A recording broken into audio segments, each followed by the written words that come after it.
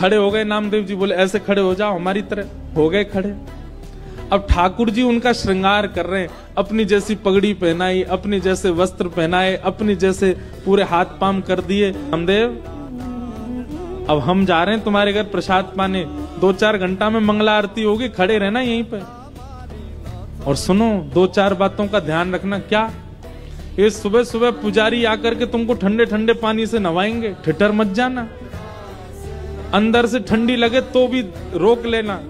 नामदेव जी बोले वो कैसे रोकूंगा? बोले हम नहीं रोक रहे इतने साल से, रोज रोज हमको भी नवा देते हैं सुबह 4 बजे, हम भी तो अपनी कंपन होता रोकते हैं उसको। और सुनो फिर दूध से नवाएंगे तुमको, उसके बाद शहद डालेंगे तुम्हारे ऊपर, और फिर कभी पंढरपुर जाओ तो हमारे कहने से वहां की काकड़ा आरती, तो काकड़ा आरती में क्या करते हैं, दूध से जल से सबसे स्नान करने के बाद फिर ठाकुर जी को मुंह पे मक्खन लगा देते हैं, इतना सारा मक्खन मुंह पे।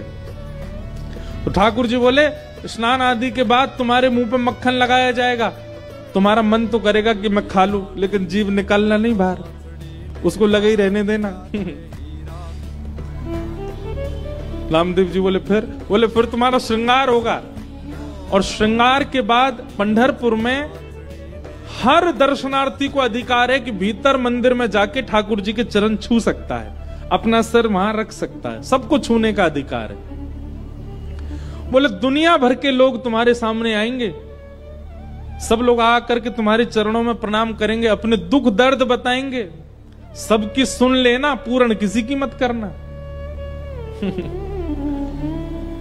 तुमको दया भी आएगी, कोई रोता हुआ भी आएगा, कोई बहुत ज्यादा विचलित भी आएगा। नामदेव जी बोले क्यों पूरा नहीं करूं? वो सबका विधान बना हुआ है, वो सब काम हमारे लिए छोड़ दो, किसको क्या देना क्या नहीं देना। तुम बस कहीं ऐसा नहीं कि यहाँ खड़े होके कोई रोता हुआ आया उसके आंसू पोंछने लग जाओ, कहीं तुम जरा भी हिल गए तो पुजारी पंडा बहुत मारेंगे, सब कहेंगे कहां गए हमारे ठाकुर जी, कौन खड़ा हो गया आके। नामदेव जी बोले जो आ गया, बढ़िया निमंत्रण दिया।